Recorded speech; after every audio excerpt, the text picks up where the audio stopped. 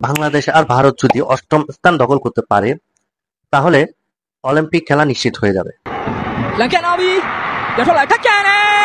两个人马尾前进，小 baby。এফসি women Asia cup 2026, যেটা এশিয়ার সব থেকে বড় নারী ফুটবল টুর্নামেন্ট।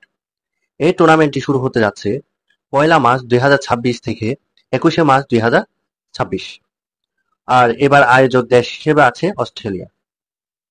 এই টুর্নামেন্টের ফরম্যাট, এবারে মোট 12টি দল অংশগ্রহণ করবে।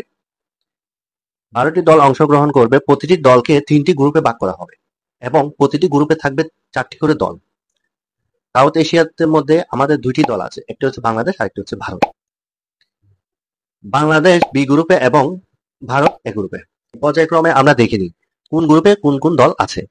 গ্রুপ এ, গ্রুপ এতে আছে অস্ট্রেলিয়া, সাউথ কোরিয়া, ইরান এবং ফিলিপাইন। গ্রুপ বিতে আছে North Korea, China, Bangladesh and Uzbekistan. এবং বাংলাদেশের গ্রুপে চায়না এবং নর্থ কোরিয়া অনেক শক্ত।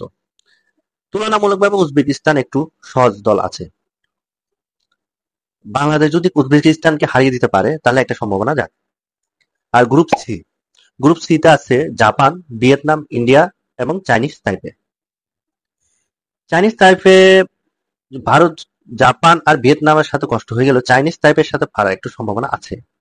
আর প্রতিটি গ্রুপ থেকে 2টি করে দল এই পরবর্তী রাউন্ডে যাবে, মানে কোয়ার্টার ফাইনালে যাবে। আবার প্রতিটি 3টি গ্রুপের তৃতীয় স্থান যারা দখল করবে ওইখান থেকে 2টি দল কোয়ার্টার ফাইনালে যাবে। বাংলাদেশ এবং ভারতের এই 2টা জিনিস লক্ষ্য রাখা উচিত। আর বাংলাদেশ আর ভারত যদি অষ্টম স্থান দখল করতে পারে তাহলে অলিম্পিক খেলা নিশ্চিত হয়ে যাবে। নিয়মাবলী, প্রতিটি দল সর্বোচ্চ 23 জন খেলোয়াড় নিবন্ধন করতে পারবে। এর মধ্যে 3 জন কনফার্ম গোলকিপার নিতে হবে এবং প্রতিটি খেলায় জয়ের জন্য 3 পয়েন্ট, ড্র করলে 1 পয়েন্ট এবং হারলে 0।